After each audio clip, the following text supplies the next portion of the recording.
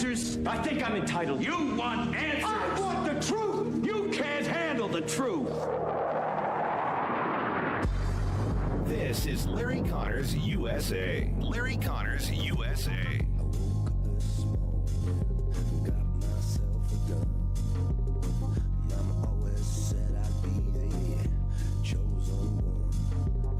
I can say that we can make a good deal right now, but maybe not a great deal. And if it's not a great deal, we're not making it. Because we can make a great deal with this guy right here. If it's not going to be a real deal, because Obama had that horrible JCPOA, whatever it was the worst deal. It was a path for Iran to have a nuclear weapon very quickly. Years ago, they would have had a nuclear weapon.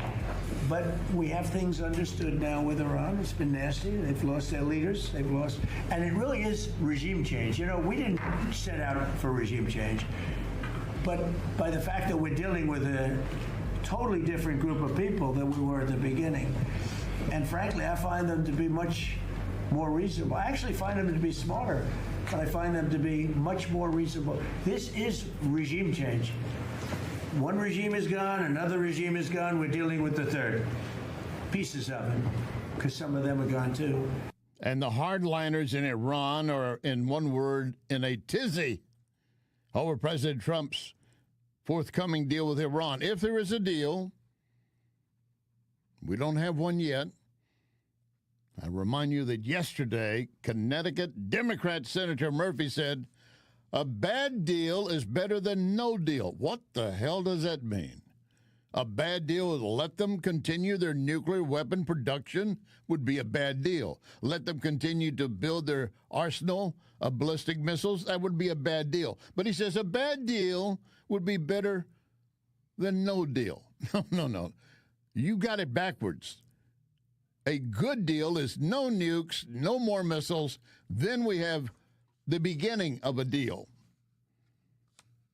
President Trump asserting again yesterday Iran is negotiating on fumes and insisting November's midterm elections will not factor in shaping his approach to this nearly 3-month-old conflict. But, of course, we had not been fighting all 3 months.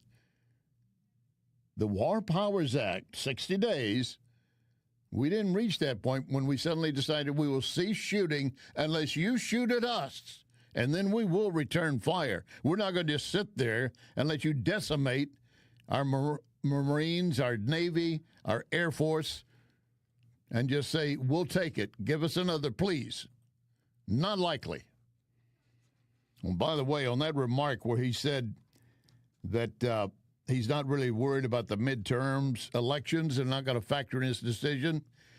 Before we finish this program today, you're going to hear from the pompous arse, Lawrence O'Donnell of MSNBC, and his remarks about what I just said when Trump said, well, I'm not worried about midterm elections. And Lawrence is almost as pompous as he is, ready to set his hair on fire. You're going to hear from him before we wrap up today. By the way, of course, we are here in this year celebrating 250 years of America.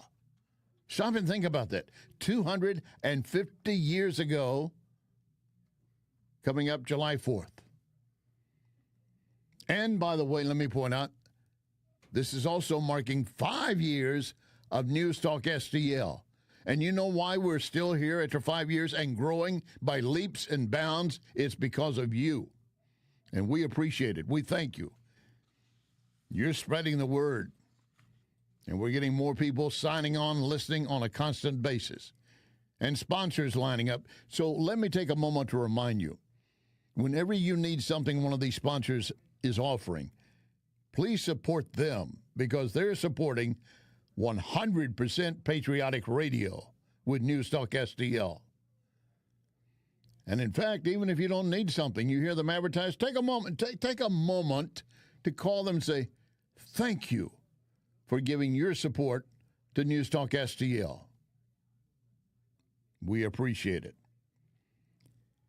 We're here with Larry Connors USA every Monday through Friday from 6 to 8 p.m. Oh, I'll give you a head up right now.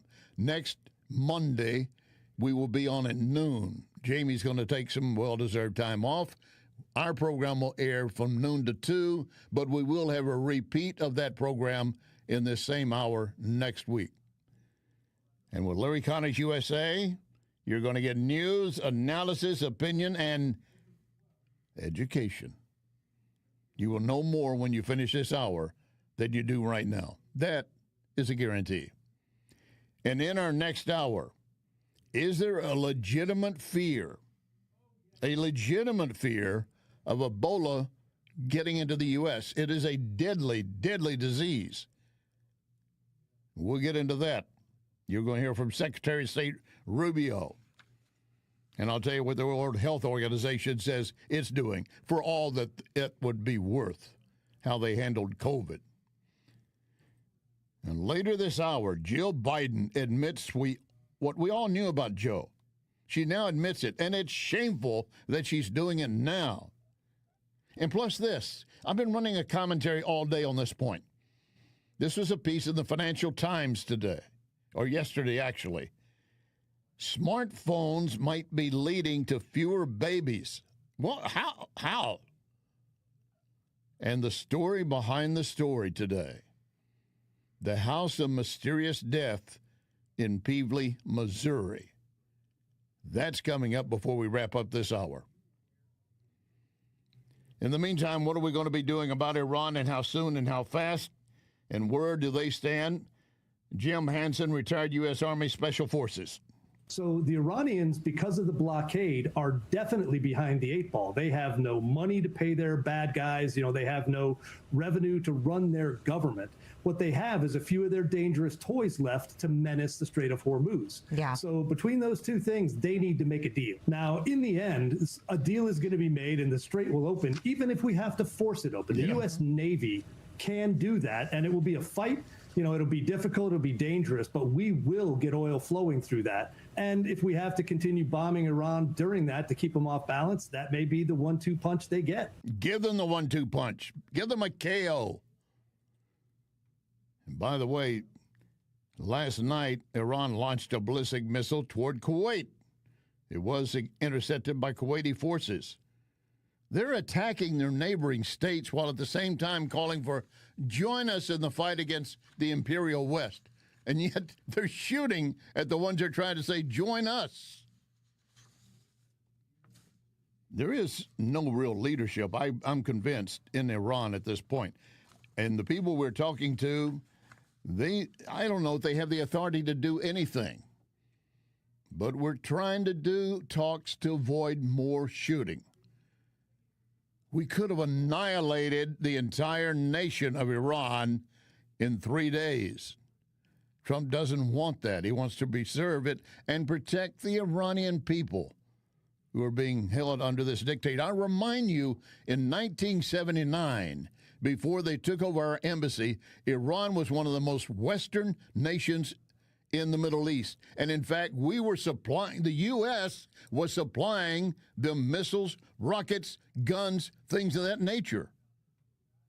We were doing that up to 1979.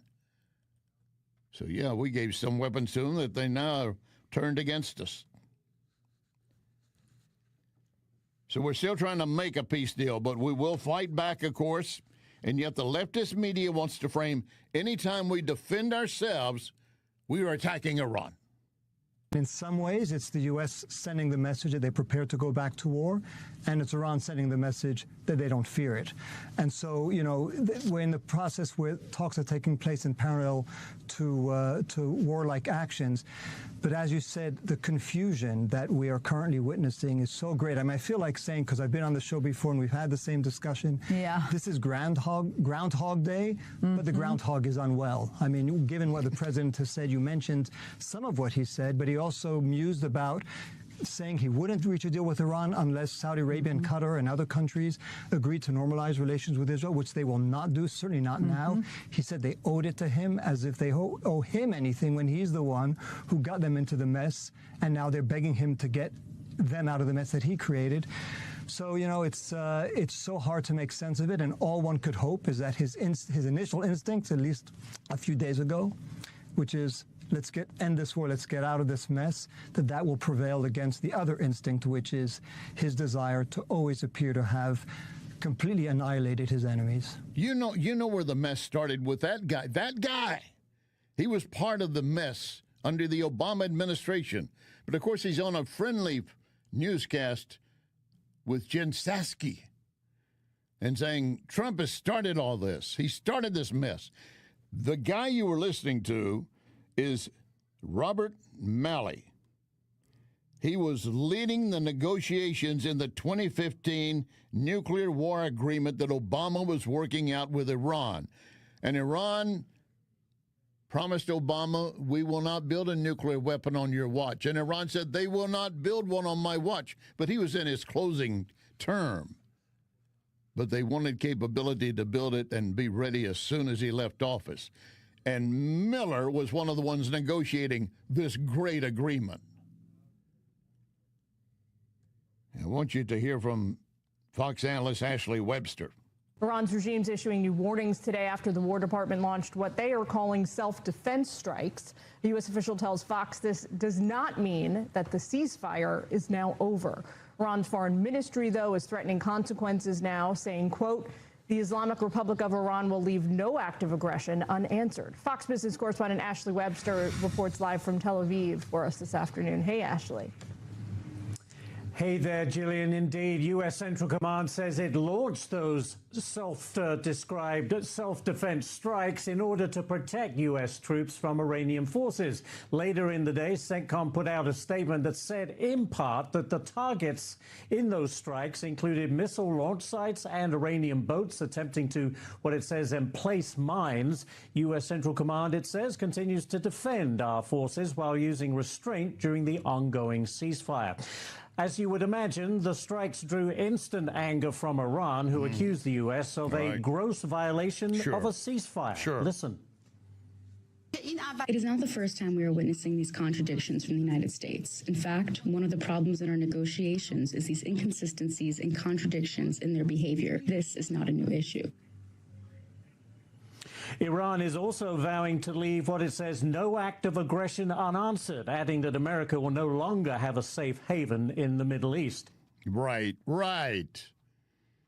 China and Russia are trying at the same time, trying to strengthen their power in Cuba. And Cuba is claiming that we're prepared for war with the U.S. But President Trump is warning Cuba what could happen. We are now learning a new U.S. aircraft carrier is moving into the Caribbean among more U.S. pressure against the Cuban government. U.S. Southern Command posting this video of the Nimitz carrier strike group on X this Wednesday. Around the same time, murder charges against Raul Castro were announced. The State Department previously reported the USS Nimitz was in Rio de Janeiro to perform, quote, joint naval exercises with the Brazilian Navy 2 weeks ago before moving it into the Caribbean. Today, the New York Times was the first to report that the strike group will stay in the Caribbean for at least a few days as part of the Trump administration's pressure on the Cuban regime to change their government system or face possible military action. President Trump is in the Oval Office deflecting the idea that the carrier will be used in an operation against Cuba, although at the same time hinted at doing something no other U.S. president has done with the island. No, not at all. Cuba, look, it's a failed country. Everybody knows it. Other presidents have looked at this for 50, 60 years doing something, and it looks like I'll be the one that does it. Yep, he is. And yet Cuba says we're ready to take on the USA. Meantime, the communist regime in Cuba says it is preparing for war following this week's indictment by the U.S. of Raul Castro. Cuba's deputy foreign minister is calling it a, quote, political action designed to lay the groundwork for an American invasion. And the Cuban government is reportedly handing out pamphlets to citizens titled Family Guide for Protection Against Military Aggression. The text warns that the U.S. is threatening a military assault to, quote, annihilate the dream of Fidel Castro. Secretary of State Marco Rubio says Cuba has consistently posed a threat to the United States. Cuba not only has weapons that they've acquired from Russia and China over the years, but they also host Russian and Chinese intelligence presence in their country, not far from where we're standing right now. So Cuba has always posed a national security threat to the United States. They, by the way, have been one of the leading sponsors of terrorism in the entire region. We're not going to do humanitarian aid that falls into the hands of their military company that they have, and then they take that stuff and they sell it at the dollar stores and put the money in their pocket. Yeah, that's not going to work that way. No, we're going to. Rubio says we're willing to give you $100 million in humanitarian aid for your people, not your leaders. In the meantime, a high-ranking Cuban military conglomerate official detained, her green card revoked by the U.S. State Department over national security and foreign policy threats. Another case, high-profile, ICE detaining the daughter of an historic Cuban general after she overstayed a tourist visa. Round them up, get them out. And a former CIA station chief says, you can tell Trump is getting tough with Cuba. This is the most aggressive U.S. posture towards Cuba in years. The indictment of Raul Castro over the Brothers of the Rescue murders is not just symbolic. It is Washington signaling that time no longer guarantees immunity for regime elites. But the bigger shift is strategic. Cuba is no longer being treated as a Cold War relic or just some sort of migration issue off our coast. The administration is framing Havana as part of a hostile network tied to China, Russia, Iran, intelligence operations, and even most recently, the potential military drone activity off the U.S. So the timing matters, and I think it's going to be a lot sooner than later. Sooner than later. And Cuba knows that Trump is going to be serious about this. And now that we've got the new carrier headed into the Caribbean, I should say it's the USS Nimitz. We're putting it on base in the Caribbean. That should be a sign that we are damn serious. Coming up, an admission finally from Jill Biden. I'm acting like Joe Biden right now. And an admission from Jill underscoring how power hungry she is. Shameful, absolutely shameful. I'll have that story. And the story behind the story. The house of the mysterious death, the house in Peevely, Missouri. Lock and load, ready on the right.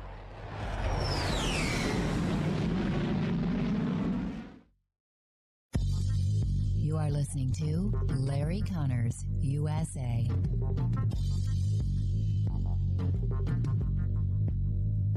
Another day must be another roofer in town. And John Beal and I were talking. He said, every time you turn around, there's a new roofing company. Many of them have no idea what they're doing, and the statistics show that many will be out of business within 2 to 5 years. Who are you going to call to help you then? You need to remember only one name, John Beal. John Beal Roofing. You have a problem, he can take care of it. And we'll be here for you.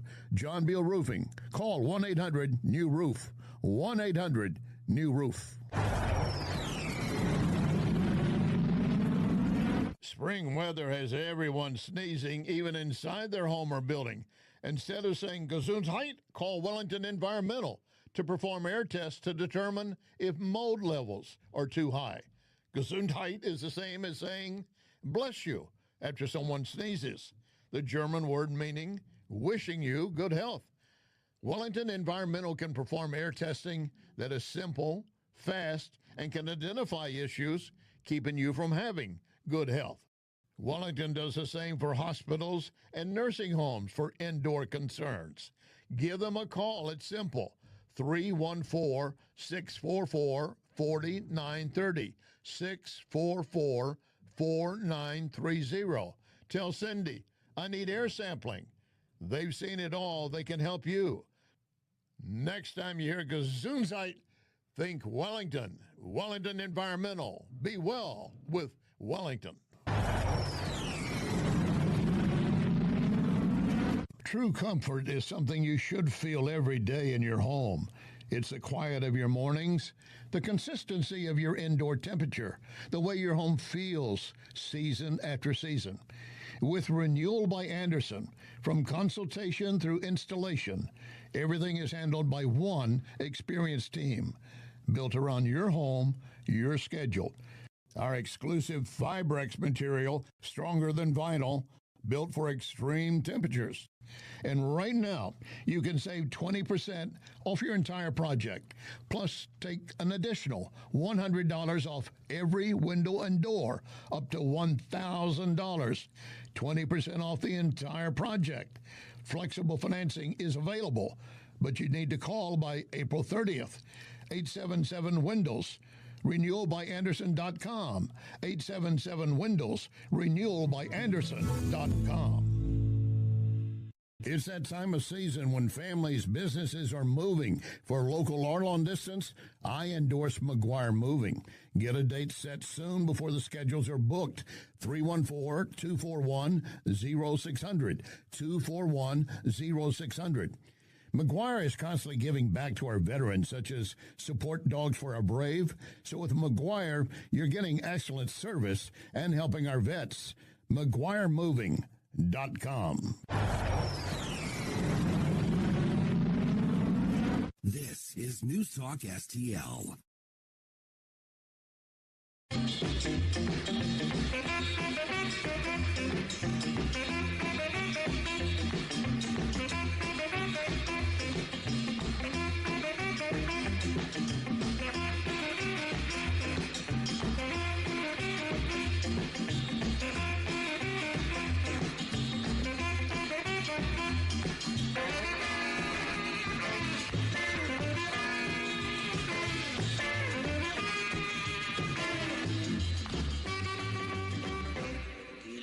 This is Larry Connors USA. Larry Connors USA.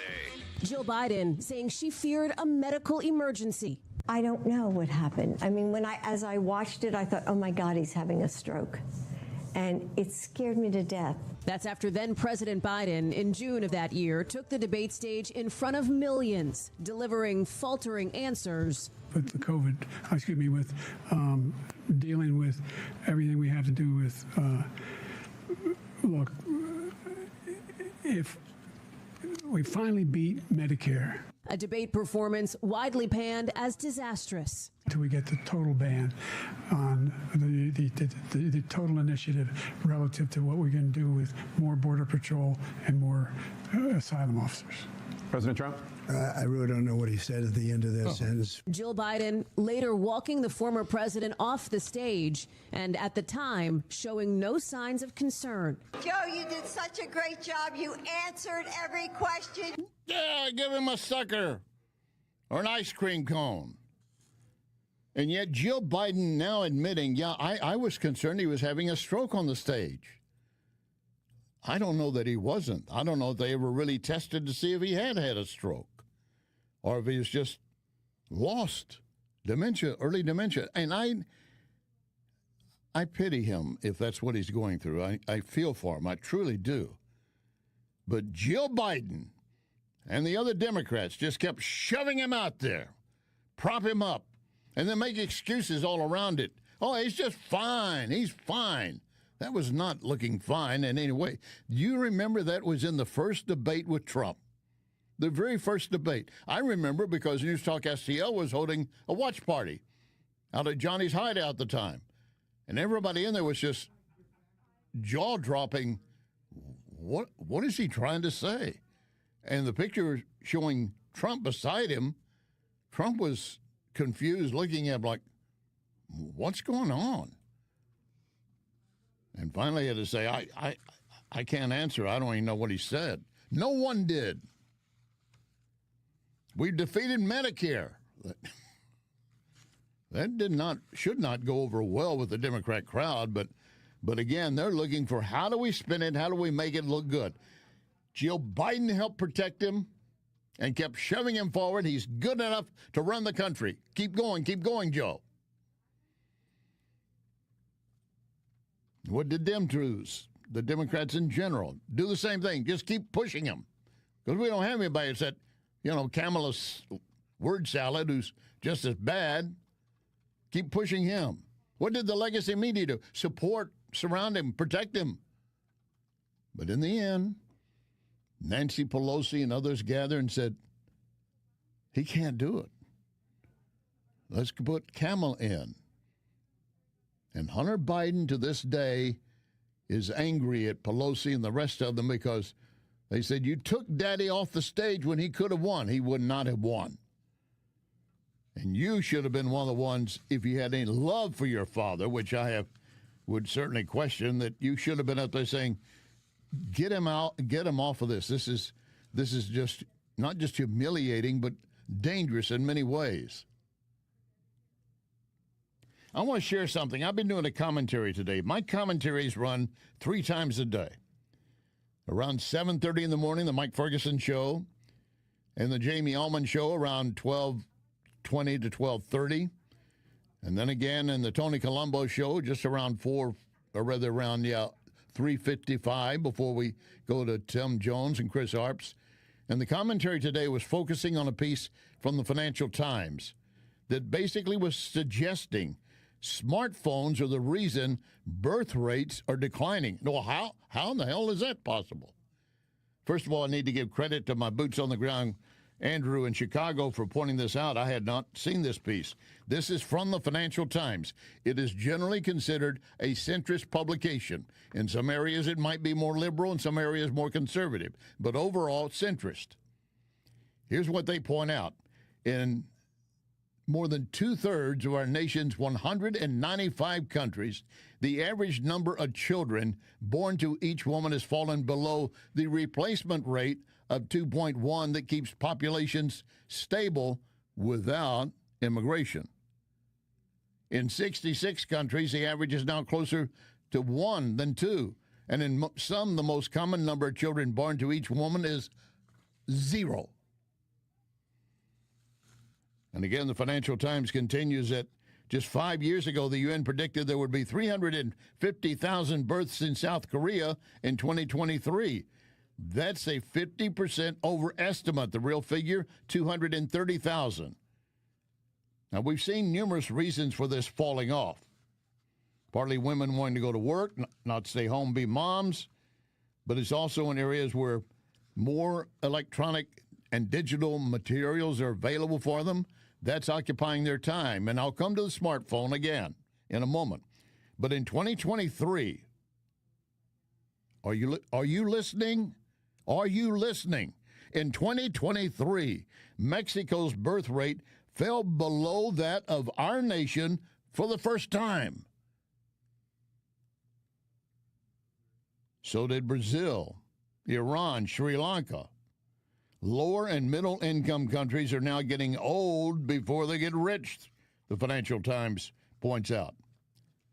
And they point out the population aging shrinks the workforce, puts a drag on growth in production. The Japanese stagnation since the 1990s almost entirely explained by low birth rates shrinking its working age population. One economics professor at the University of Pennsylvania and a leading researcher in all this said fertility decline is a big question of our time. He argues that almost all pressing problems flow from the collapse in birth rates. Everything else is downstream. Elon Musk has argued that declining birth rates represent the biggest risk to civilization. And, of course, some believe, well, no, smaller population is good. That will help tackle climate change. And a recent study found lower birth rates will have at least a negligible impact on emissions over the coming decades. You don't have to be a scientist to figure that one out. Most young men and women still report wanting around maybe 2 children, even in South Korea, where most women now have 0. So what is going on? Part of it's fertility issues, obviously. The rates of marriage and cohabitation remaining constant in the U.S. over the past decade. The country's total fertility rate would be higher today than 10 years ago. We've seen high-income countries choosing to spend more time watching TV than copulating. Let's put it that way. Then you've got all the money that has to be spent on child benefits, child care, parental leave. And many people just decide, I'll live single without kids. I'm fine with that. Or if we do, we're only going to have one. But here's the key pointed out by the Financial Times. Even when couples can afford to move into their own place, they're increasingly likely to separate. Several move in together now, more likely to split up than to have a child. That's a sharp reversal. And the recent most popular decline, they say, a paper in the University of Cincinnati was published looking at birth rates through the lens of the 4G mobile network in the U.S. and UK. The number of births fell first and fastest in areas that received high-speed mobile connectivity earliest. Smartphones transforming how young people spend time with each other, sharply reducing in-person socializing. The U.S. and British Australian birth rates for teens and young adults broadly flat through the 2000s, falling markedly from 2007. Same thing in France, Poland, and other places. All of these coincide with the mass use of smartphones in local markets. In country after country, the birth rate plunged after smartphones, and the younger the age group, the more pronounced the downturn. One analyst says, to meet a person you're going to marry requires filtering through a lot of people. If you socialize much less, it takes you much longer to find a match if you find one at all. And, of course, then you have to consider, are we going to even have a baby? You can go to your Tinder or whatever you want to do, swipe left, swipe right, and you decide, oh, this one's for me, let's get together. But then do we want to have a baby? Maybe not. One expert says all of this is cultural leapfrogging, allowing Instagram, TikTok, and others to enable young women around the world to bypass traditional authorities, raising their expectations for a relationship in a way male counterparts are often not prepared for. And along this, women have moved forward and leftward. Men have not.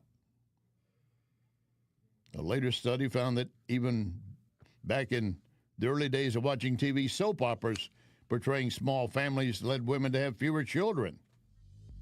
But now the smartphone is just easier to communicate, switch on, switch off. You don't have to actually meet someone face to face. It's an amazing twist of fate, is it not? Coming up, the story behind the story. The mysterious death house in Fenton, Missouri.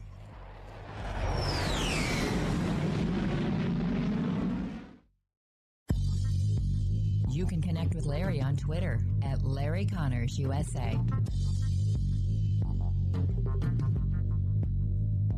I want to share something with you. Cooking a pizza using coal creates an amazing pizza. Only one place to get it, Napoli Brothers Pizza and Pasta in Chesterfield. Of course, they offer a wide variety of pasta, but you just visit the website NapoliSTL.com, dine in or take out, and get ready for patio season. Napoli Brothers Pizza and Pasta in Chesterfield Valley. Try it. You can thank me later. So many times, Vincent's Jewelers has helped me surprise someone special. Vincent's locally owned can do the same for you, and you don't have to break the bank to get something really nice, maybe even customized. The smile you're going to get back from that special someone, priceless. Check Vincent'sJewelers.com every day because new items are arriving and there are special deals. Vincent's, my only jeweler. Vincent'sJewelers.com. Vincent'sJewelers.com. True comfort is something you should feel every day in your home. It's the quiet of your mornings, the consistency of your indoor temperature, the way your home feels season after season. With Renewal by Andersen, from consultation through installation, everything is handled by one experienced team, built around your home, your schedule. Our exclusive Fibrex material, stronger than vinyl, built for extreme temperatures. And right now, you can save 20% off your entire project. Plus, take an additional $100 off every window and door, up to $1,000. 20% off the entire project. Flexible financing is available, but you need to call by April 30th. 877-WINDOWS. RenewalByAndersen.com. 877-WINDOWS. RenewalByAndersen.com.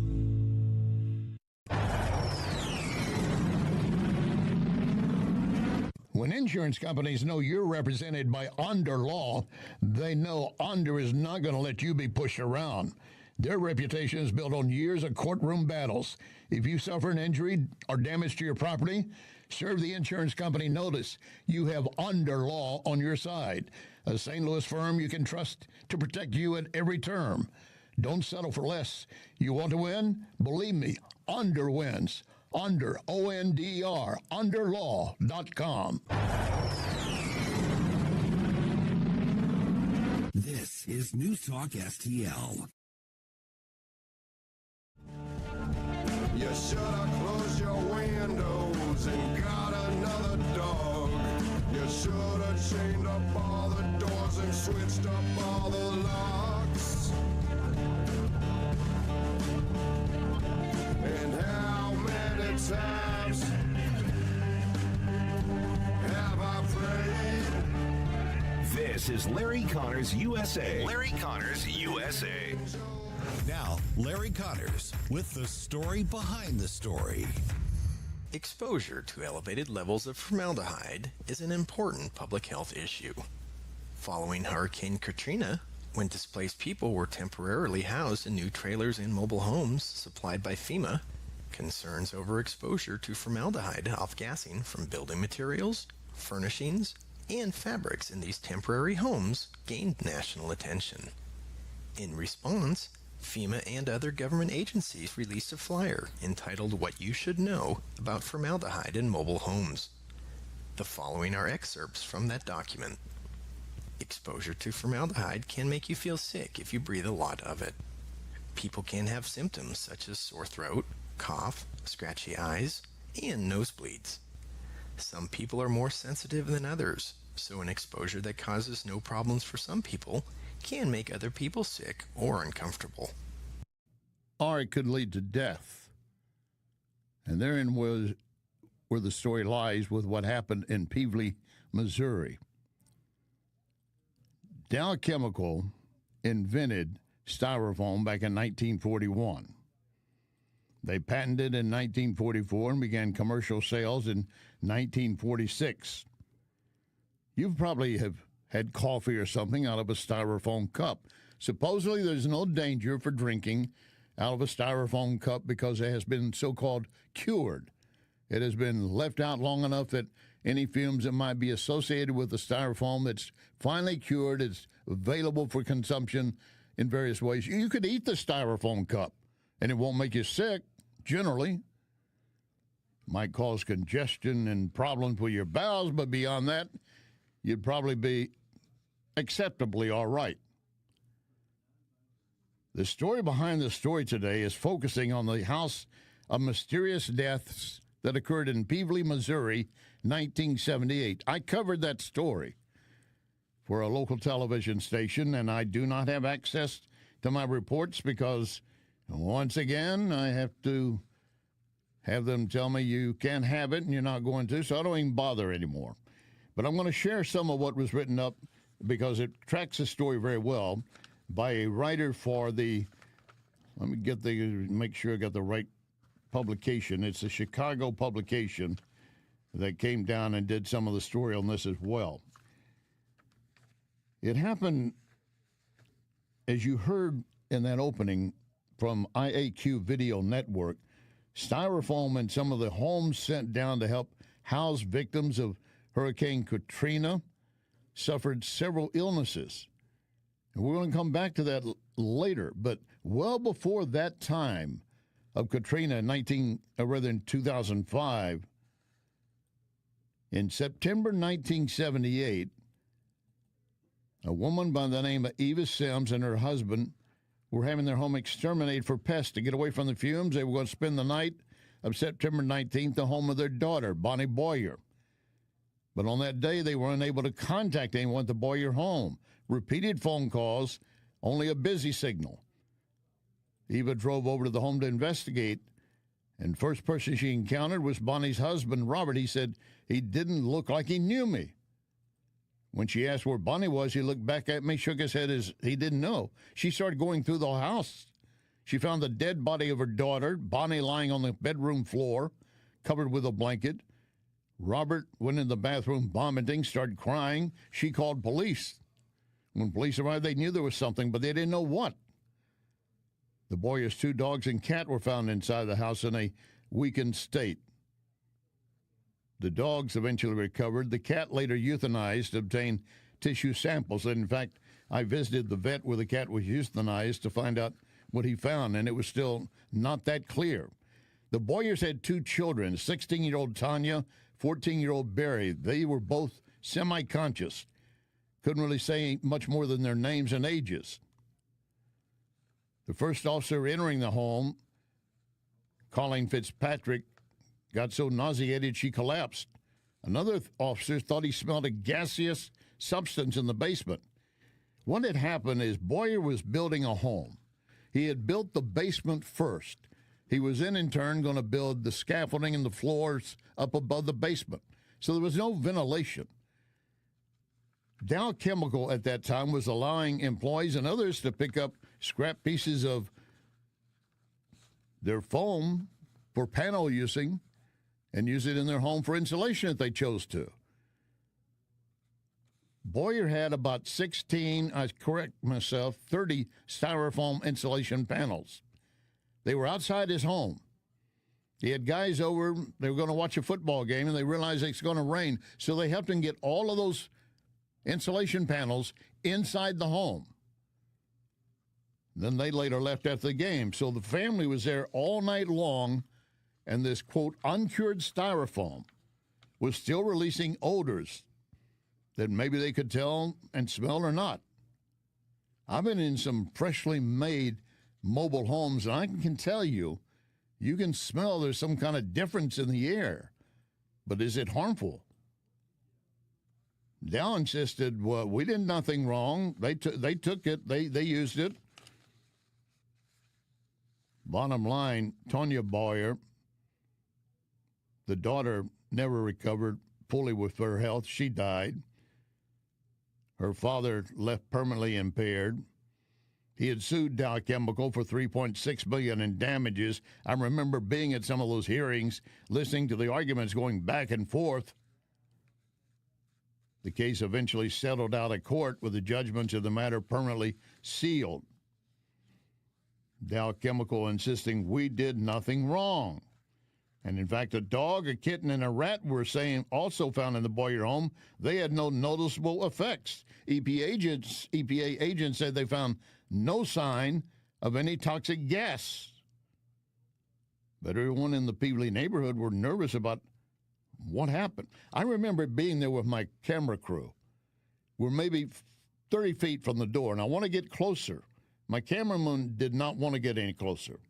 I had a wireless microphone, so when I want to get closer, let's see what I can see inside. I got that they would not let me enter. They wouldn't let me go any deeper in the doorway. So I never really got to see what was inside the home, except as described by police later and recounted in this Chicago paper article. All the experts admit they were stumped. They just didn't know. There was another blow to the symptom of the death theory on September the 17th. A friend of the Boyers began showing some illness, yet another friend had nothing. A 10-year-old niece had spent one night with him during that time. She got sick. Her father took her to the hospital. The cause of her illness, also a complete mystery. And yet here came another event happening, as reported by the Associated Press. In the case of the FEMA trailers, they were made quickly and distributed quickly because there were obviously pressing needs for them, and there was that issue that they came out onto the market, out into use so quickly. I think it's pretty sad that they're using these trailers that have been proven over the years to not be healthy to live in. They're just, it's a complete disregard for the health of people that are here to work. I mean, they need places to stay. So, I mean, if they could do it with trailers, that's fine, but they should be doing it with a trailer that's safe for everybody.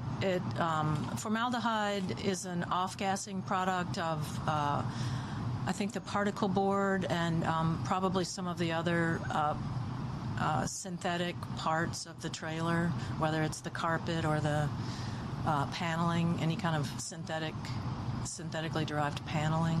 The people that's got sick in the past years that we've used them for Rita and Cameron and stuff, and if we use them here, you're going to hurt innocent people that don't need to get sick. They're just trying to help out the community. Trying to help the community, but they were in fact poisoning many of them. 2005 FEMA trailer concerns got documented in more detail, and of course this was all after the 1978 Peevely case. But there is more to the story behind the story. You are listening to Larry Connors, USA. Do you know why I endorse Cafe Napoli, all the locations? Visit any of them, and you will quickly appreciate the quality of food, service, atmosphere.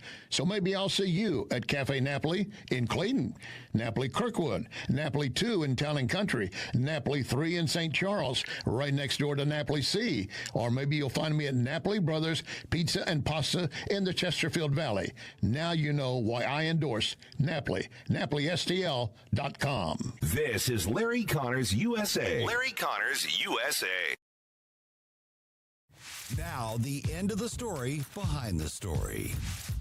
It's another blow for victims of Hurricane Katrina. They're being urged to move out of their government-issued trailers after tests found toxic levels of formaldehyde fumes. More than 500 trailers in Louisiana and Mississippi had an average of 5 times the fumes found in most modern homes. Some had 40 times more fumes. FEMA provided 120,000 trailers to Gulf Coast residents after Hurricane Katrina and Rita. Health officials say residents still in the trailers should be moved out quickly to minimize further exposure.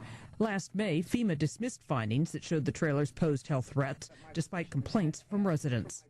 Continually had to have medications for antibiotics, cough, congestions. They just have not been able to seem to clear this, and I continue to suffer with an inability to breathe. In a congressional hearing last year, FEMA's chief apologized to trailer residents.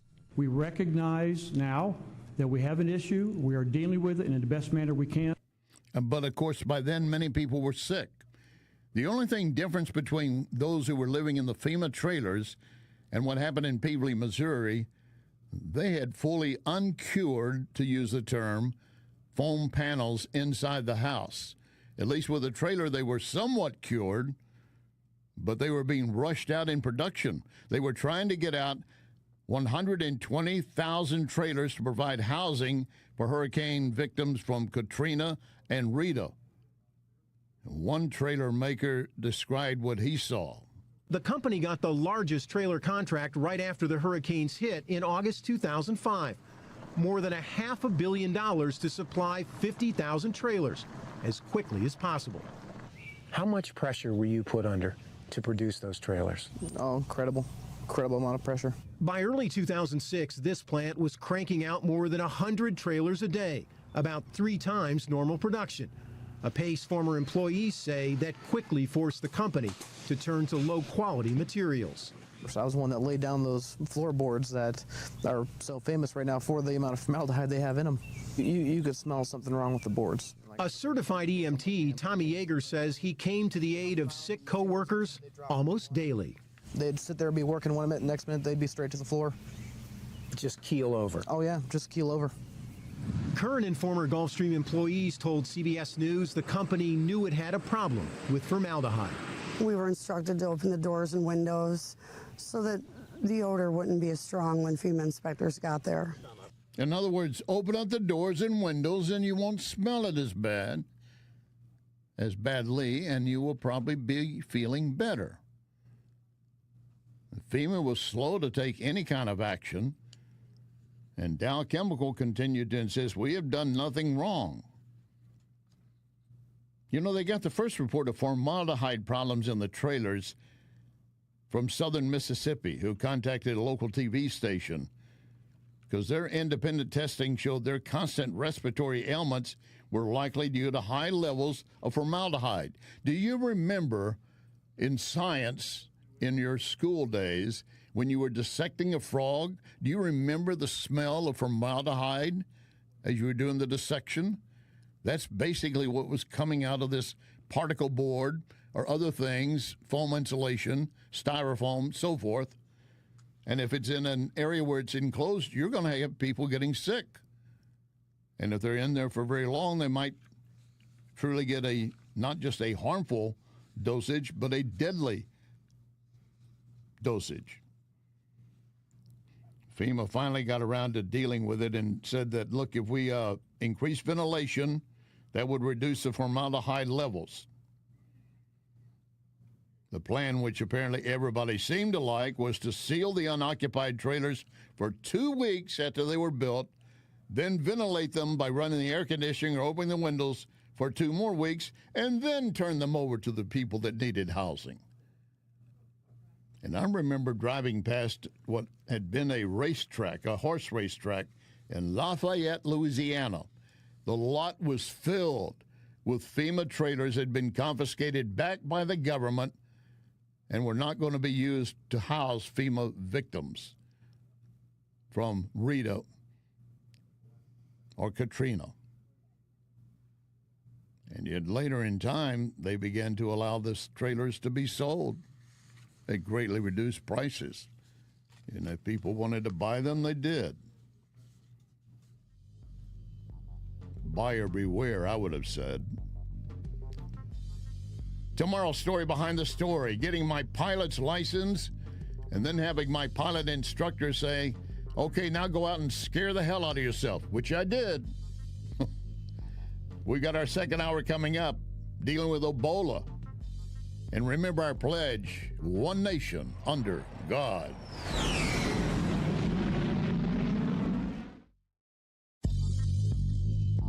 You can hear podcasts of this program at Larry Connors USA Facebook. Larry Connors USA Facebook.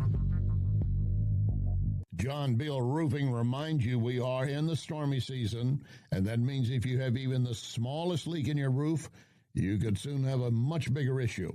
Call John Beal to make sure that your biggest investment is protected.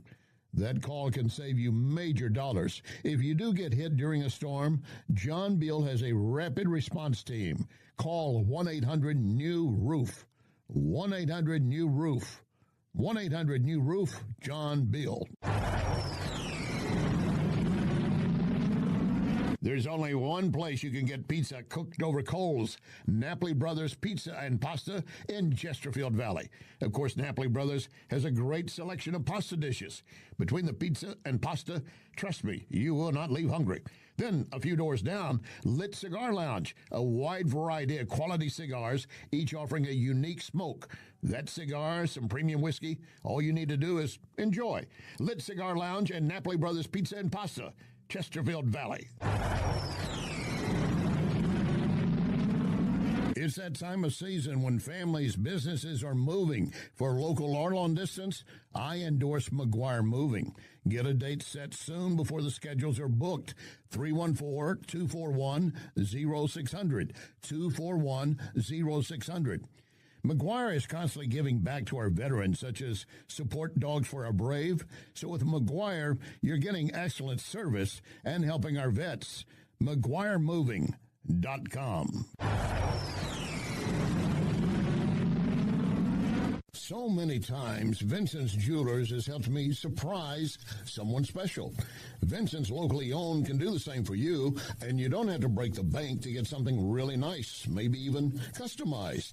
The smile you're going to get back from that special someone, priceless. Check VincentsJewelers.com every day because new items are arriving and there are special deals. Vincent's, my only jeweler. VincentsJewelers.com. VincentsJewelers.com. Let's be candid, honest. No out-of-state law firm can represent you better than Onder Law. O-N-D-E-R. Hometown roots, attorneys living right here with you and your family. When you suffer an injury because someone else was negligent, Onder Law will make sure the other party takes full responsibility. You'll get full compensation, not a backroom deal worked out with some insurance companies. And, of course, we're moving into the stormy season. And, again, when you have a legitimate claim, you should be properly compensated. Onder Law does not toy around with adjusters, investigators, lawyers trained to cheat you of what is rightfully yours. Onder Law has already recovered millions for families across Missouri and Illinois. Onder wins. Not just a catchy phrase, it's a fact. So I'll repeat it. Onder wins. OnderLaw.com. O-N-D-E-R. OnderLaw.com. Wins. This is News Talk STL.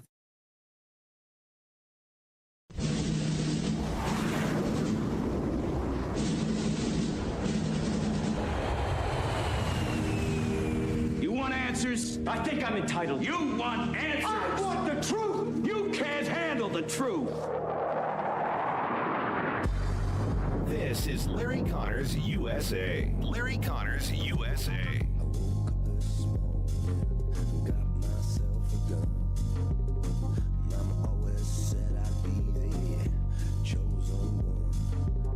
Something else that I know is concerning people, because it's on the news, is Ebola. Our number one obligation, we're involved in foreign policy, but even our foreign policy, the number one priority of our foreign policy is to protect the American people. We cannot and will not allow any cases of Ebola to enter the United States.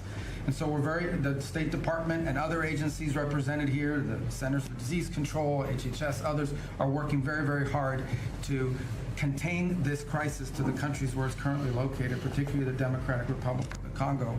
And so we've surged assistance to make sure that is being contained there. And obviously, multiple agencies involved here are also very involved in tracking people, just to make sure that nobody comes into this country that has Ebola and creates a problem for us. And we feel like we've got good efforts in place to do that, and Americans should feel assured that the President and his administration is doing everything we can to protect them on that front. That is Secretary of State Rubio saying we're doing everything we can to protect Ebola from coming into the U.S. But I'm telling you, this is a very difficult task.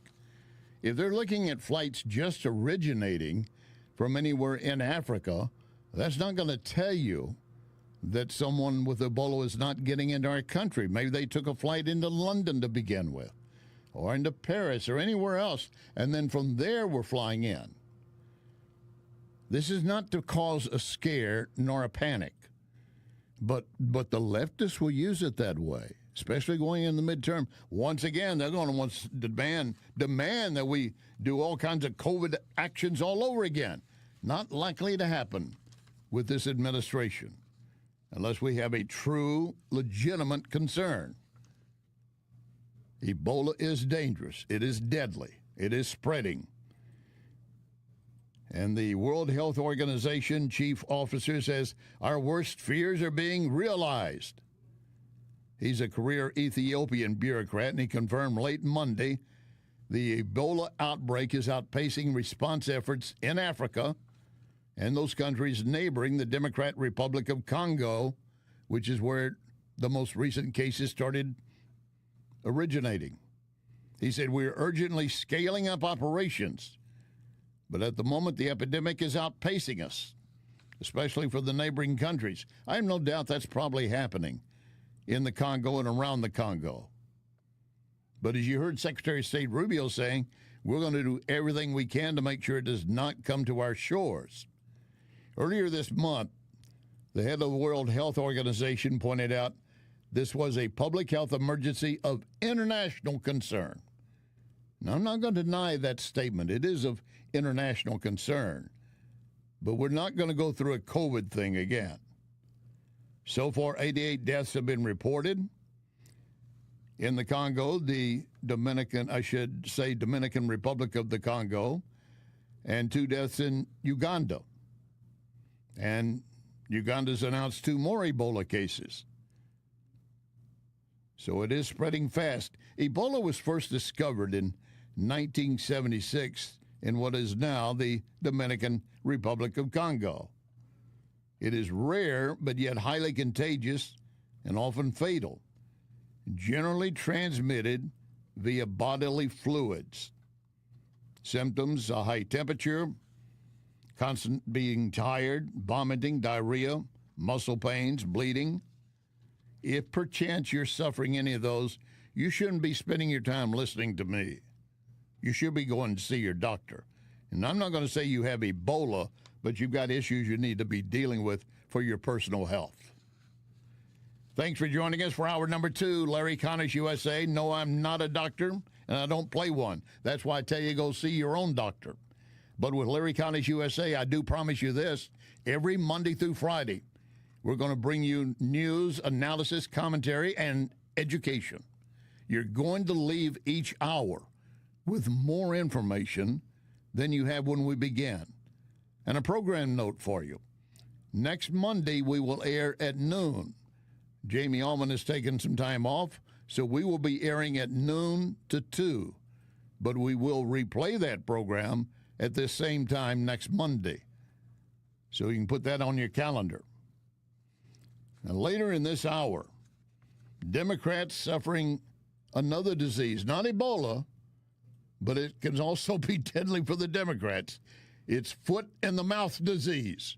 I don't think there's a cure for this because they just keep putting their foot into their mouth repeatedly. They're trying to jam both feet into their mouth. I've got some perfect examples coming up before we wrap up this hour. They are absolutely hilarious, except for the fact these people walk among us. These people are elected to state and congressional positions. These people think they know better than you as to what's good for our nation.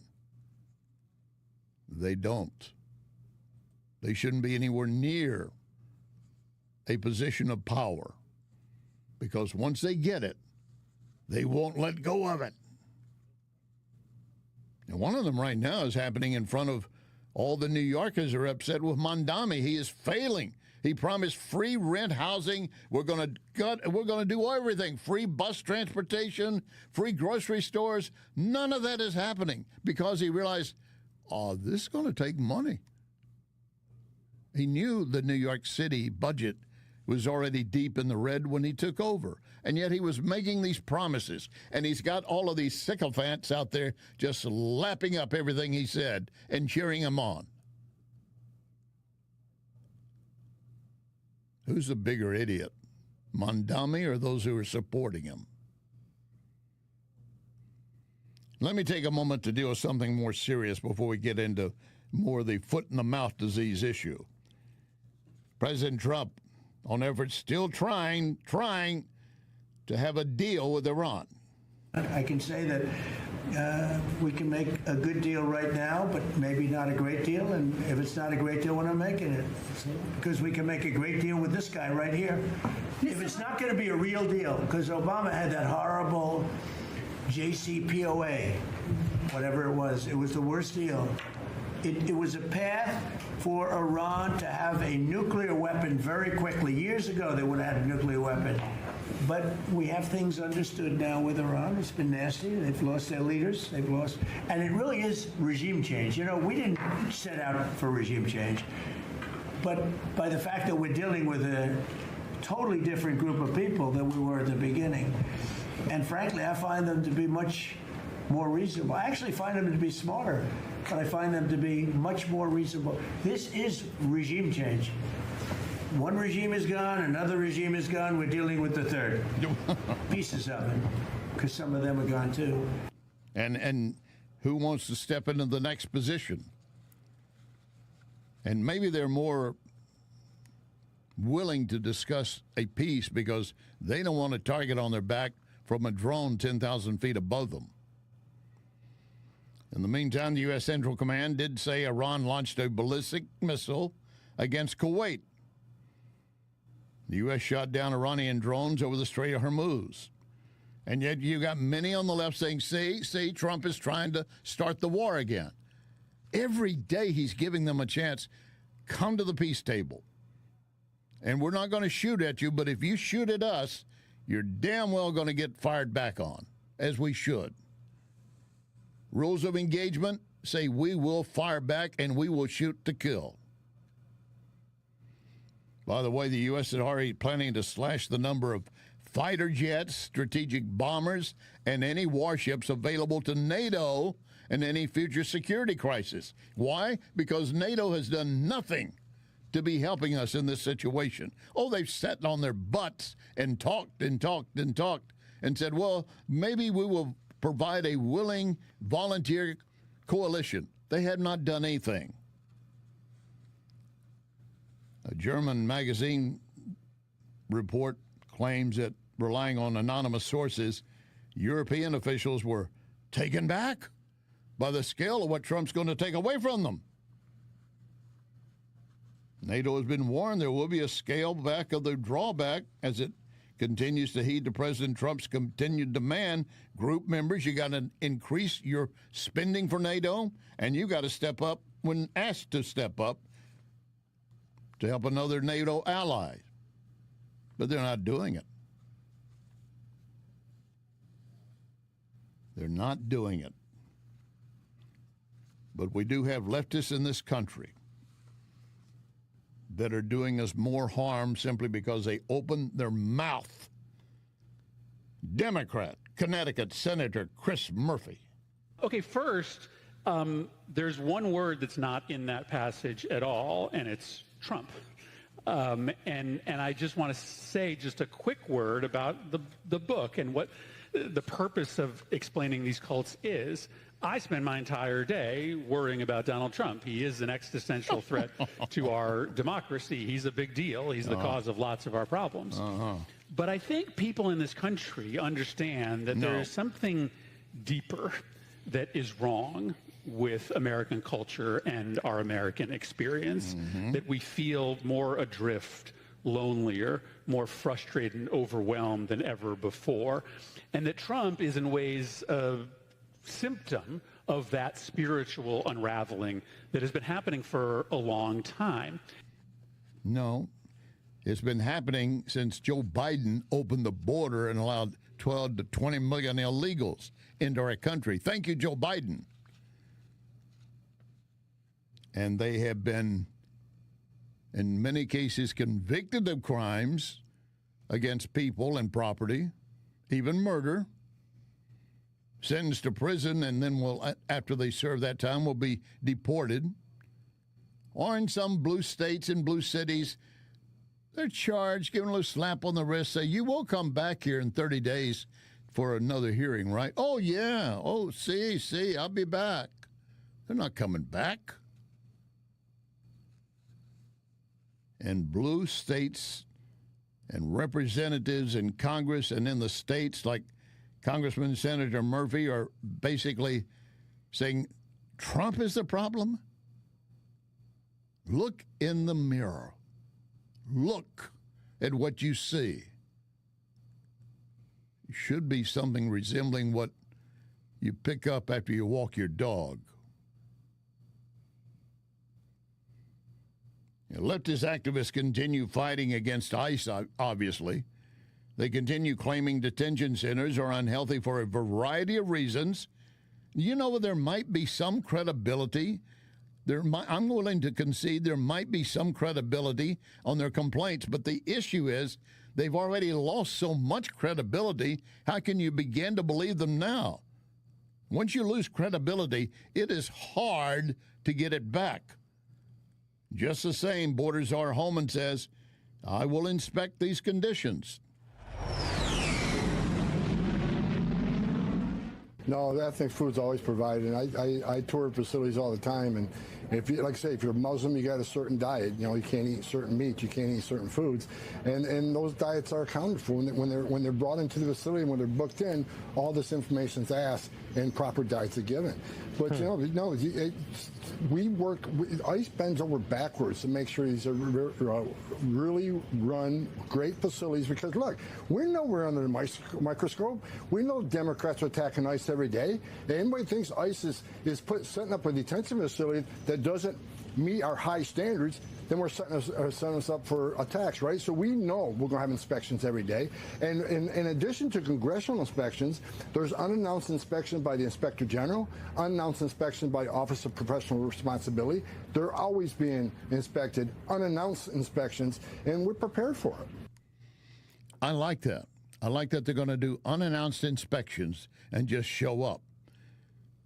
Look, even though they're illegally here, and even if they have committed a crime, a heinous crime, although I have a hard time getting this out of my mouth, I'm going to let it pass my lips and say they deserve humane treatment while they're being held in custody. There, I said it. But I'll have to tell you, there are times I'd say, I don't give a damn about treating them humanely for what they did to a 3-year-old child or even a 6-month-old baby. I'm being honest with you.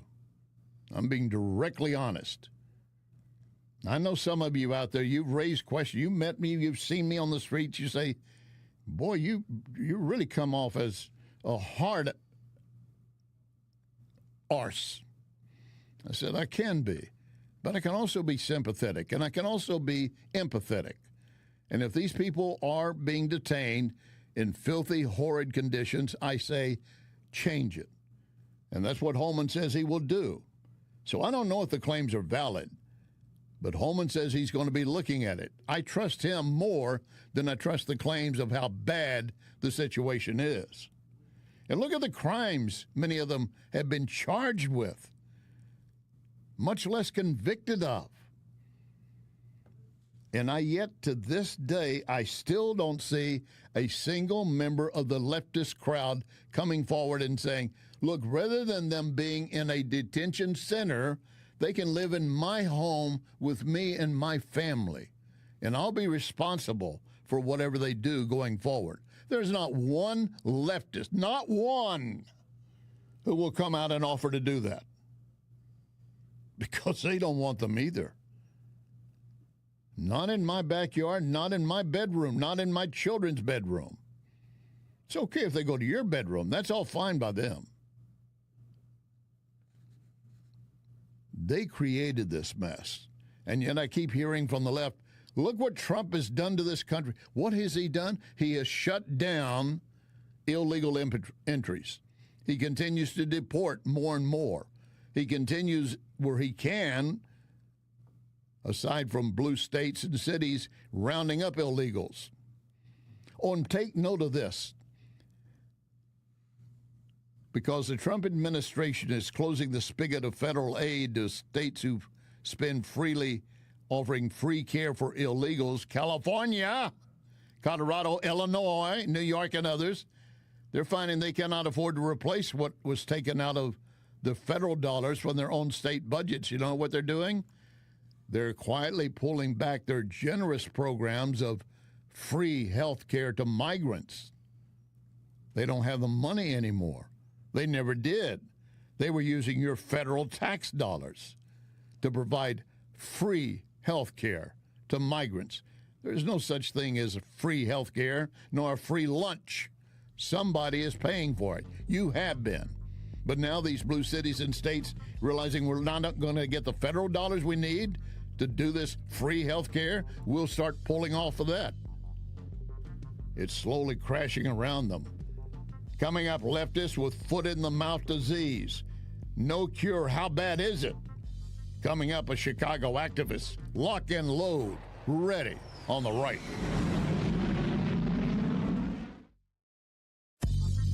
You are listening to Larry Connors, USA.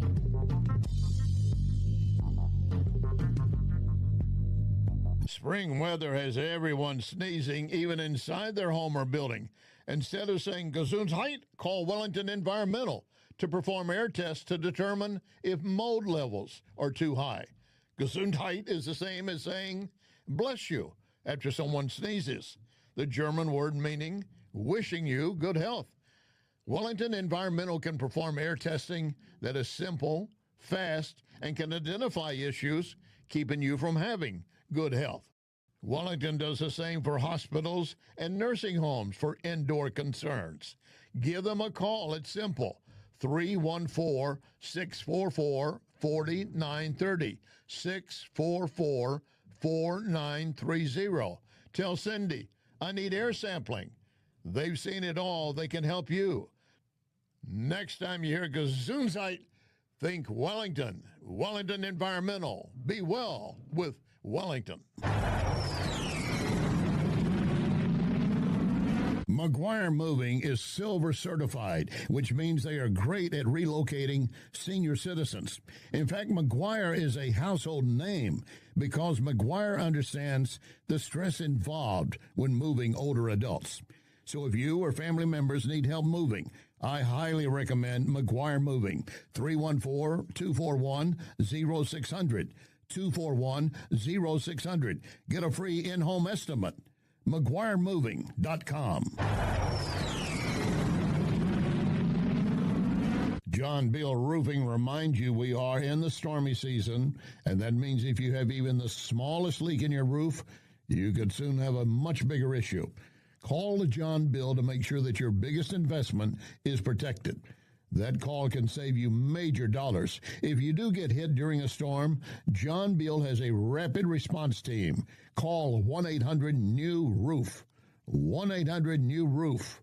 1-800-NEW-ROOF, John Bill. So many times, Vincent's Jewelers has helped me surprise someone special. Vincent's, locally owned, can do the same for you, and you don't have to break the bank to get something really nice, maybe even customized. The smile you're going to get back from that special someone, priceless. Check Vincent'sJewelers.com every day because new items are arriving and there are special deals. Vincent's, my only jeweler. Vincent'sJewelers.com. Vincent'sJewelers.com. This is NewsTalkSTL.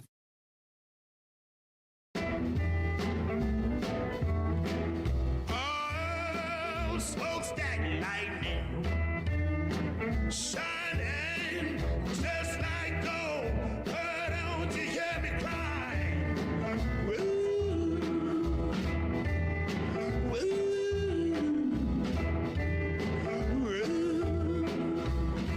This is Larry Connors USA. Larry Connors USA. Bismillah ar-Rahman ar-Rahim. We turn to you in gratitude and remembrance.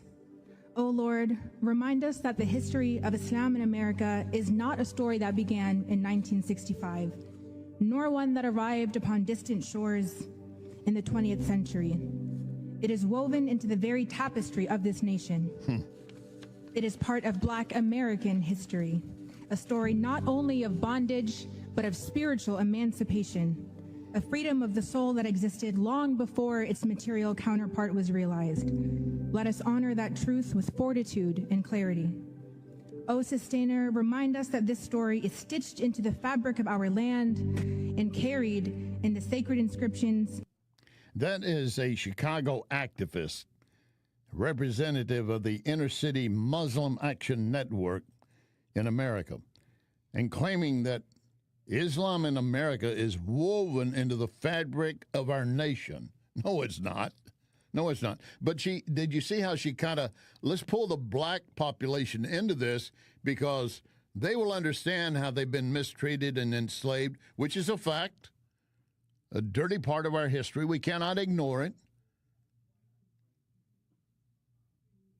But there's nothing to say anyone is enslaved at this point unless you are practicing radical Islamist behavior where women have to cover themselves from head to toe, cannot go outside their house without a man, and in fact, they can be beaten on the street if the man doesn't like whatever they're doing. That's what they're doing in other countries and would love to do here by imposing Sharia law in various parts of our nation. But this Chicago activist wants you to believe Islam has been here all this time. I don't know, and I cannot tell, and I don't think she can either, identify when the first Muslim was in the U.S. But I will say this. I don't believe the first Muslim in the U.S. was Islamist, a jihadist. They could have been, but I don't think so. They were just practicing their faith. They came to America because we have freedom of religion. And we do. I know several Muslims. They're not Islamist. They don't want to destroy America. Some came here to assimilate. Others are just here for a period of time, and they may want to come back, but they're not trying to tear our country down. But it's not just the stupid raving of a Chicago activist as to how things are messed up in our country by not just, quote, Muslims, as she wants you to believe. It's inside the Democrat leftist progressive party. The candidate who won the Democrat primary the other day to run against Paxton in Texas, Tallarico, he says the U.S. flag, that's very confusing to me. I often think when reclaiming symbols, I think about the American flag. I think the Confederate flag is a symbol of treason and terrorism. But the American flag is such a complicated symbol for most of us. In many ways, like Jesus, like the cross, it's been co-opted and in some ways its true meaning has been betrayed. The U.S. flag has been co-opted for all of what? This is the foot and the mouth disease I'm telling you about. Open your mouth, put your foot in. Put both feet in if you can. I want to share this from you. This is from Breitbart talking about, and Breitbart is a right-wing publication. I want you to understand that. I never try to hide those kinds of facts from you. But they're writing it this way. Stridently heterosexual U.S. Senate candidate James God is non-binary Tallarico, Democrat of Texas, can't even handle the softest of softball interviews with far-left CBS News. Yep, they sat down with him, started asking questions. And that's where he pointed out that he does have wild heterosexual sex with a secret girlfriend. He did that back in 2021.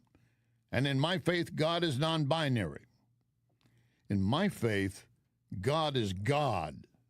There is no gender issue with God. And he went on to say, the thing I want us to be aware of is that modern science obviously recognizes there are many more than two biological sexes. No, they do not. Modern scientists do not recognize that. But CBS was desperate to give him an opportunity to clear up some of his remarks. The far-left CBS News interviewer said, God is non-binary? What do you mean by that?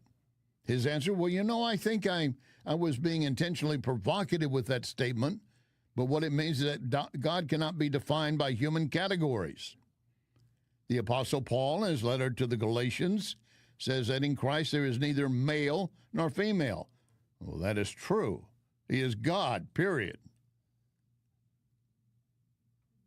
And he said, I know there are two sexes, men and women, but I also know there's a small percentage of people who have chromosomal abnormalities. That is true.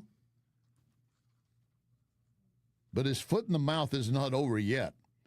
In that very interview, he pushed another issue that he basically started pushing in 2022. Keep in mind, this is a guy that is running to be a senator from the state of Texas.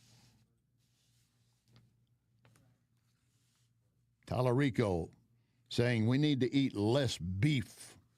We have, I think, heard more and more issues of animal welfare. I think not just because it's the right thing to do and the moral thing to do, but also it's, as all of you know, necessary to fight climate change. It is now existential that we try to reduce our meat consumption and that we try to respect animals in all aspects of society. And so I am proud to say that our campaign has officially become a non-meat campaign. So we we are only buying vegan products from our local vegan businesses. Some of you may know Big Nona's. They were little Nona's, and then they opened up brick and mortar, so another Big Nona's. But we just got our pizza from there today. And so the point is that I think all of us, not just policymakers, but everyone has to take personal responsibility in this effort. And the idea was eat less beef because cows fart, fatulate. They put methane emissions into the air. He's campaigning in a state that is the undisputed leader in the nation in U.S. beef production. Nearly 15% of our entire nation's supply comes from Texas, the home of approximately 12 million head of cattle, 4 million beef cattle. And he's wanting to tell them, elect me, and we're going to be against beef. You are truly an idiot. Truly. Good God, you can't make this stuff up. Oh, and here's another one. Here's a Colorado Democrat, Jason Crow. Now, Jason has served in our military with honor. Special Forces. Got a Bronze Star. I don't know if he got his head wounded in some way or another, but he's talking about how we've been going after cocaine boats, leaving Venezuela, trying to bring cocaine to our shores. He's insisting they're not carrying cocaine, they're carrying marijuana, and by knocking these boats out, you know what is happening? It's making the cost of marijuana go up in our nation. I also want to be really clear that what's happening in the Caribbean is not stopping it, because they're not blowing up fentanyl. That's point number 3. They're literally not blowing up fentanyl. They're blowing up marijuana boats, right? So the price of marijuana is going up, but fentanyl doesn't come by boats. It doesn't come over the Caribbean Sea. And it doesn't come from the places in Venezuela where those boats are originating from. And again, he's in Colorado where they have several marijuana-sanctioned farms. They don't want competition coming from some foreign country. Once again, campaigning right in the face of their own citizens, speaking against their wishes and their desires. Oh, I got to share this with you. Another person who puts her foot in the mouth often. Comedian, so-called, former The View co-host Rosie O'Donnell, now admitting she had a facelift, despite in the past calling plastic surgery a betrayal of feminism. She said, I did feel strongly about facelifts, but I looked at myself. I've lost 50 pounds. I've got this sagging skin. It wasn't wrinkles. It was gravity, and I thought, I just need to change it. Her own son, her 13-year-old, said, Mom, don't get the facelift. Your wrinkles were earned. He said, you get your facelift, I won't respect you. Well, she got her facelift. I don't care that she did.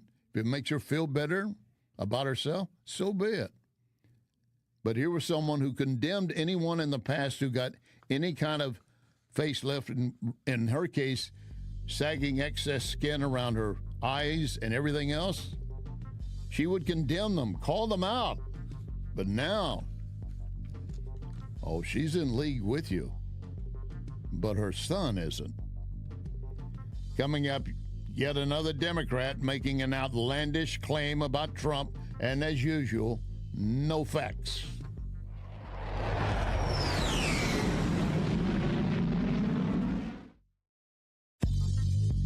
You can connect with Larry on Twitter at Larry Connors USA. When insurance companies know you're represented by Under Law, they know Under is not going to let you be pushed around. Their reputation is built on years of courtroom battles.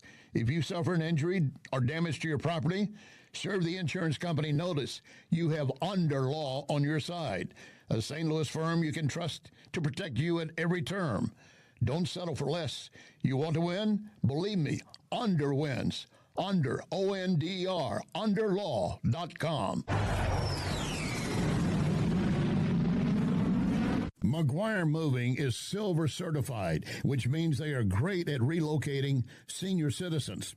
In fact, McGuire is a household name because McGuire understands the stress involved when moving older adults. So if you or family members need help moving, I highly recommend McGuire Moving. 314-241-0600. 241-0600. Get a free in-home estimate.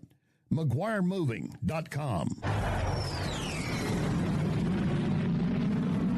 When I have business clients or guests from out of town, I often take them to Cafe Napoli. I know they're going to enjoy any of the Napoli locations. Cafe Napoli in Clayton, Napoli 2 in Town and Country, Napoli 3 in St. Charles, next to Napoli C, Napoli Kirkwood, or Napoli Brothers Pizza and Pasta in the Chesterfield Valley.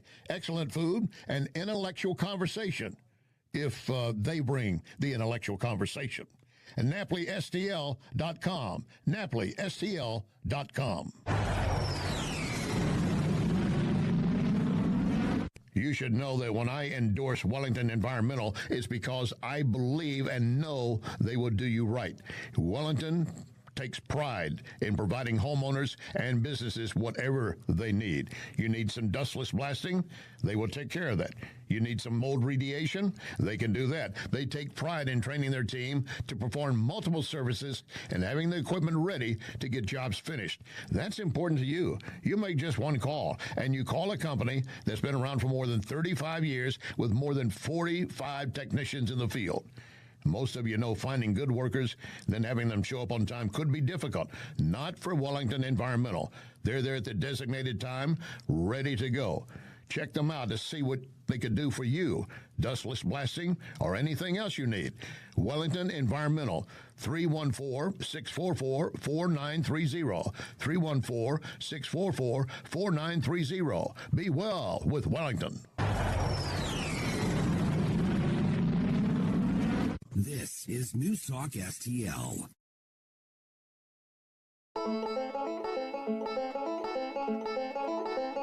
Drinking dark whiskey, telling white lies.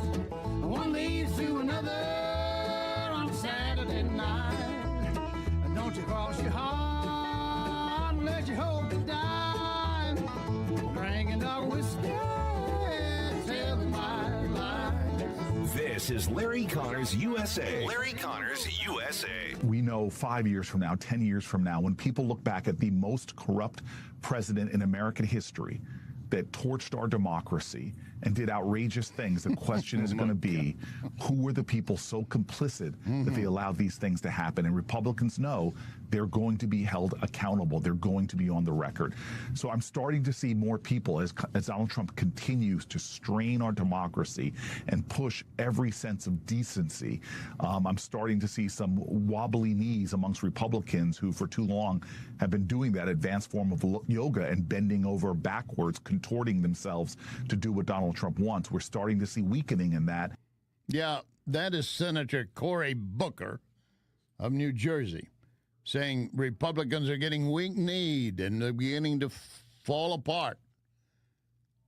I guess they believe that if they keep repeating this mantra over and over and over, it will become true. Now, I will grant you, there are some weak-kneed Republicans. They just don't have the spine to stand up properly. And they'll go whichever way the wind blows. I know that. And the same exists in the Democrat Party and independents. You are capable of making your own decision. You should be. But, of course, you must be informed to make a good decision. And therein lies the rub, isn't it? There are too many that are not informed. That's why, again, with Larry Connors USA, every day we give you news, analysis, opinion, and education. And you make up your mind after you hear what we present. I never tell you what to think. Does anyone have any doubt what I think? I don't think so anymore. When I was a news anchor, as a TV news anchor, no one knew my politics. I would go cover the Republican National Committee, Republican National Convention, and I would come back and I'd have people say, well, I guess you were just fine with all your Republican buddies up there, weren't you? Didn't you have a good time? The following month, I might be covering the Democrat National Convention. I'd come back and people would say, oh, you and all your liberals, you were out there having a good time, weren't you? They did not know my politics, nor should they. They did not, I was not wearing them on my sleeve. Now, if they knew my personal life of going to church, raising a family, what cars I bought, where I ate, things of that nature, that might give them some inkling of me. You can't live in a vacuum. But I never expressed it on air. Of course, Channel 4 at the time considered that I did when I questioned Obama harshly in their view, and then got a lot of flashback. Forgetting all the other interviews I'd done with other presidential candidates, both Bushes, Carter, Ford. Who am I leaving out right now? I'm drawing a blank. Oh, I'm Reagan.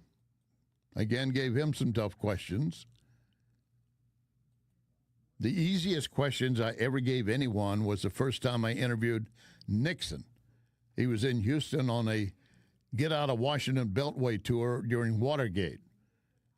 And I was the only one to grab him, and I knew if I asked a tough question, he'd spin on me and walk away. And I just wanted to get as much time as I could with him. So I'm going to admit, they were pretty much softball questions. But the second time I encountered him, after he had left office and he was in St. Louis speaking at a gathering in Clayton, I got to him as he left the event, and we talked pretty strongly about what he had done, what he felt he had not done, and what he had done for the nation.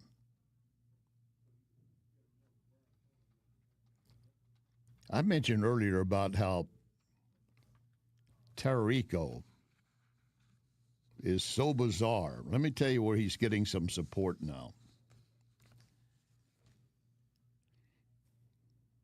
Congressman Beto O'Rourke, Democrat of Texas. You remember Beto. He is suggesting Tallarico will be the 51st vote in the U.S. Senate. He's confident Tallarico is going to unseat, or rather not unseat, Cornyn's already out, but will defeat Trump's pick of Paxton. I'll lay some good money on that bet right now. In fact, I was in New Orleans this last weekend. I'll bet they had that up there. I should have put some money down on it. Silly me, I meant to do it and I forgot it. But O'Rourke says, I don't think conditions could get any better for Democrats. Good God.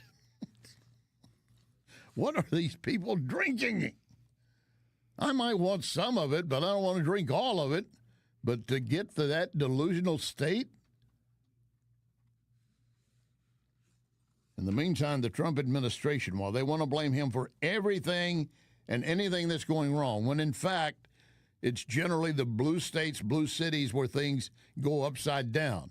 And I'd mentioned earlier in today's program, a lot of these blue states are now realizing we can no longer provide free health care to illegals because we're not getting federal dollars. Trump has shut them down. If you're going to support illegals, you're going to fight against ICE. You're not going to hold them for us to pick up when they've committed a crime or suspected of it. We're not going to give you any more federal dollars. So that means they got to go into their own state coffers. And every blue city and blue state is upside down in money. They're finally realizing we will not be able to give money to our citizens and give them health care. And while they may try to get the illegals to vote, that will be very difficult in many elections. So a lot of the illegals are going to suddenly realize this isn't such a good place after all. I thought Illinois, they'd give me everything. J.B. Pritzker wants to be president. Surely he'll give me everything. Illinois is one of those states that's saying we're going to have to pull back what we give free to illegals in our nation, in our state. In the meantime, the investigations. Attorney General Todd Blanche confirming we're moving forward with an investigation into Barack Obama over his plot to overthrow our government, Obama, in 2016. Russia hoax, there was absolutely nothing to it. And so the question that the American people have to ask is, well, then why did they do it? Why did Comey say what he said? Why did the outgoing Obama administration do what they did? And that's what we're studying right now, because it did great damage to this country. It did great damage to President Trump's first term. And we want to understand why that happened, why there continued to be an effort by operatives in the government to go after President Trump while he was in office, and then, of course, over the past several years as well. Yeah, and we are going to do that. And the government fraud is pretty amazing. I'm looking at some of the pieces that have come up already. There's a government contracting giant that's made a major announcement, along with Vice President Vance, as the White House widens a hunt. This is critical force being applied to find fraud.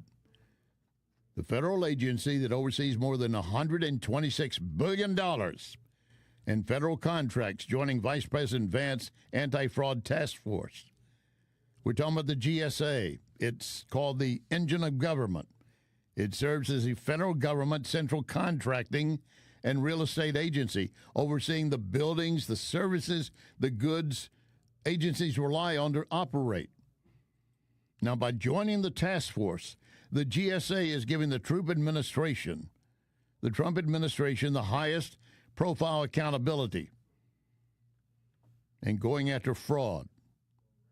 The GSA administrator said, we sit at the center of the federal acquisition and contracting ecosystem, making us a critical force in the fight against fraud. So, if that had been underway, we would not have had the fraud we've seen happen in Minnesota and in California and other blue cities and blue states. They would have put a halt to it. We want an accountability. And I want to go a step farther. I want people behind bars. I don't want them to simply get a slap on the wrist because, oh, I stole $5 million. I'll do 30 days of public service work. My arse, you will. I'm going to give you a lot more to do than that. And you won't like the work I'll give you even if I gave you 30 days of public service. Speaking of pompous arse, that would be Larry. There's another Larry, a Lawrence O'Donnell, that I do consider a pompous arse, MSN Now. And he's trying to nail Trump with another failure, a failure in his mind. And what do you think? Today, Donald Trump said, I don't care about the midterms. Donald Trump is the first president in history to say that he doesn't care about the midterm elections. No president has ever said that, even in private. But Donald Trump chose to say it today in a setting that is supposed to be private, a cabinet meeting. Donald Trump bragged at the beginning of his so-called cabinet meeting today about inviting the White House press corps to join the cabinet meeting. Donald Trump said, quote, to the best of my knowledge, press has never been invited ever to a cabinet meeting for any reason at all. That's right, because prior to Donald Trump, cabinet meetings were real meetings. They were serious meetings. And as the powers of the presidency expanded after World War II and the White House staff expanded exponentially, cabinet meetings became increasingly rare, but still important enough to be private so that everyone involved could speak freely to the president. Do you think without cameras there, anyone in his cabinet is going to speak in any way different to Trump than with the cameras there, they won't have a job. I mean, he's got people around him that support him. Every president does that. And they did discuss legitimate issues, Iran and others. They're not going to lay out details that would be held inside a SCIF room, a secure information protected room, but they're willing to have conversations and let the cameras record it. There's nothing wrong with it, unless they are speaking of very highly sensitive material that could be damaging to our nation, our security, or our forces. You can call it a dog and pony show if you want. I don't care. But Trump allowing the press to be available to witness over a cabinet meeting, big deal, big deal. But here's pompous arse Lawrence O'Donnell. No president has ever done that. And did we hear anything that would shock the world or even the nation? Nope. No, we didn't.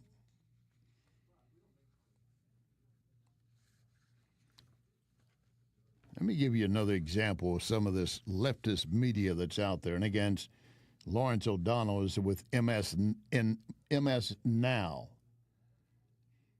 There's a far left media site, as if you can get farther left than MSN Now. This is called Mediate.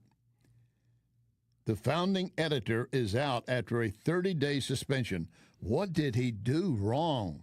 He founded the company. Why is he suspended?